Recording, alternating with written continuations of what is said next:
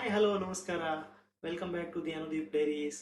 ಇವತ್ತು ನಾನು ಮಾಡಲಿಕ್ಕೆ ಹೊರಟಿರೋದು ನಾಟಿ ಕೋಳಿ ಸಾರು.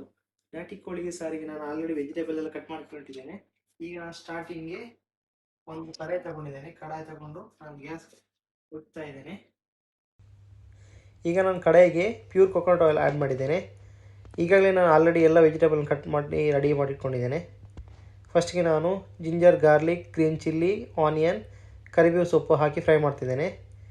ಸೇಮ್ ಟೈಮ್ ನಾನು ಸ್ವಲ್ಪ ಕೊಕೊನಟ್ ಕೂಡ ಫ್ರೆಶ್ ಕೊಕೊನಟನ್ನು ಸ್ವಲ್ಪ ಫ್ರೈ ಮಾಡಿ ಮಿಕ್ಸಿ ಜಾರ್ಗೆ ಆ್ಯಡ್ ಮಾಡಿ ಅದಕ್ಕೆ ಚಿಕನ್ ಮಸಾಲ ಮತ್ತು ಟೊಮೆಟೊ ಆ್ಯಡ್ ಮಾಡಿ ಪೇಸ್ಟ್ ಮಾಡ್ಕೊಳ್ತಿದ್ದೇನೆ.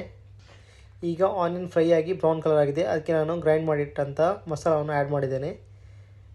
ಎಷ್ಟು ಬೇಕಷ್ಟು ನೀರು ಆ್ಯಡ್ ಮಾಡಿ ರುಚಿಗೆ ತಕ್ಕಷ್ಟು ಉಪ್ಪನ್ನು ಆ್ಯಡ್ ಮಾಡಿದ್ದೇನೆ. ನಾಟಿ ಕೋಳಿ ಆಗಿರೋದ್ರಿಂದ ನಾನು ಆಲ್ರೆಡಿ ಚಿಕನ್ ಮಸಾಲ ಹಾಕಿ ಚಿಕನನ್ನು ಬಾಯ್ಲ್ ಮಾಡಿ ಇಟ್ಟಿದ್ದೇನೆ. ಈಗ ಎಷ್ಟು ಬೇಕಷ್ಟು ಚಿಕನ್ ಪೀಸನ್ನು ನಾನು ಇದಕ್ಕೆ ಆ್ಯಡ್ ಮಾಡಿದ್ದೇನೆ. ಆ್ಯಡ್ ಮಾಡಿ 5 to 10 ಮಿನಿಟ್ಸ್ ಮಾಡಿದರೆ ಸಾಕು, ಯಾಕೆಂತೇಳಿ ಆಲ್ರೆಡಿ ಬಾಯ್ಲ್ ಆಗಿದೆ.